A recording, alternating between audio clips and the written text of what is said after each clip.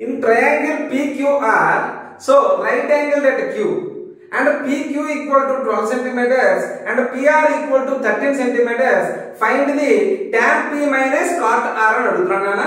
So right angle triangle draw చేయండి. ఇలాగా right angle triangle draw చేసాము. రైట్ యాంగిల్ at Q అన్నాడు కనుక ఇది PQR అన్న. సో PQ ఈక్వల్ టు 12 అన్నాడు. సో PR ఈక్వల్ టు 13 అన్నాడు.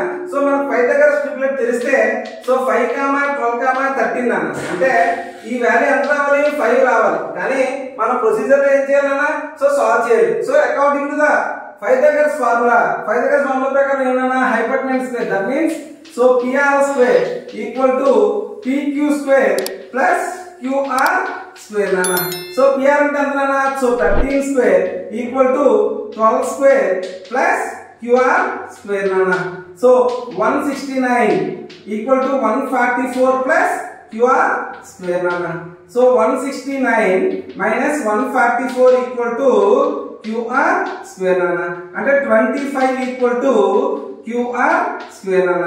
అంటే QR ఈక్వల్ టు √25 రా. √25 అంటే ఎంత నాన్న? 5 నాన్న. 5 వచ్చిందా కదా? 5 వచ్చింది కదా. సో అప్పుడు ఏమడుగుతున్నాడు నాన్న?